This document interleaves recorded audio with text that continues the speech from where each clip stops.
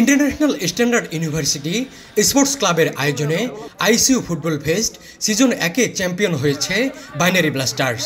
সোমবার বিকেলে রাজধানীর রয়্যাল মাল্টি স্পোর্টস অ্যারেনায় চ্যাম্পিয়ন ও রানার্স আপ দলের হাতে ট্রফি তুলে দেন আইসিইউ উপাচার্য প্রফেসর ডক্টর আব্দুল আওয়াল খান এবং জাতীয় ফুটবল দলের কিংবদন্তি footballer Kaiser Hamid. ICU textile engineering বিভাগের দল টেক্সটাইল ওয়ারিয়র্সকে শ্বাসরুদ্ধকর ফাইনালে 2-1 গোলের ব্যবধানে পরাজিত করে চ্যাম্পিয়ন হয় কম্পিউটার সায়েন্স অ্যান্ড ইঞ্জিনিয়ারিং বিভাগের দল বাইনারি ব্লাস্টার্স। টুর্নামেন্ট সেরা খেলোয়াড় হয়েছেন অ্যাপারেল মার্চেন্ডাইজিং অ্যান্ড ম্যানেজমেন্ট বিভাগের মার্চেন্ট ম্যাভেরিক্সের মোহাম্মদ আতিক রহমান এবং সেরা গোলরক্ষকের পুরস্কার জিতেছেন টেক্সটাইল ওয়ারিয়র্সের মোহাম্মদ মেহেদি হাসান। এই অনুভূতি আসলে বইলা বোঝানোর মতো না, কারণ প্রত্যেকটা টিম মেম্বার, প্রত্যেকটা টিমমেট তাদের জায়গা থেকে বেস্ট দিয়েছে, আর আজকে আমরা সেটার ফল পেয়েছি। সামনে আমরা আরো এগিয়ে যাব ইনশাআল্লাহ। খেলা খুবই ভালো হয়েছে, প্রতিদ্বন্দ্বিতামূলক খেলা হয়েছে। শিক্ষার্থীরা পড়ালেখার পাশাপাশি খেলাধুলার প্রতি একটু ইন্সপিরেশন হচ্ছে, এতে আমাদের সিনিয়র জুনিয়রদের মাঝখানে একটা বন্ডিং ক্রিয়েট হচ্ছে।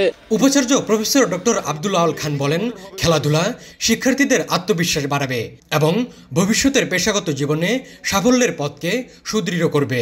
শিগগিরই আন্তঃবিশ্ববিদ্যালয় খেলা আয়োজন করা হবে বলে জানান উপাচার্য। লেখাপড়া এবং খেলাধুলা এই দুই মিলেই তোমাদের হবে ভবিষ্যৎ, উজ্জ্বল ভবিষ্যৎ হবে তোমাদের।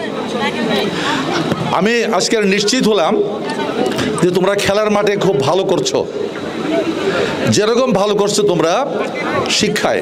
আজকের এই খেলা দেখে মনে হলো, কায়সার হামিদও বললেন যে আপনাদের এই টিম থেকে বেশ কিছু প্লেয়ার তারা জাতীয় পর্যায়ে আন্তঃবিশ্ববিদ্যালয় পর্যায়ে খেলতে পারবে। কায়সার হামিদ বলেন, ফাইনালে দুই দলে কিছু ভালো খেলোয়াড় দেখা গেছে, তারা এই খেলা চালিয়ে গেলে জাতীয় পর্যায়েও ভালো কিছু করতে পারবে।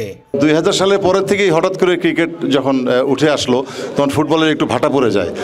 তো কিছুদিন আগে এই যে জামাল ভুঁইয়া আসলো, হামজা চৌধুরী আসলো, আসার পরে যে ফুটবলের যে জাগরণ হয়েছে এবং ফুটবল স্টেডিয়ামে যে দর্শকমুখী হয়েছে, এইটা দেখে সত্যি আমার খুব ভালো লাগছে যে বাংলাদেশে মানুষ সত্যি ফুটবলকে ভালোবাসে।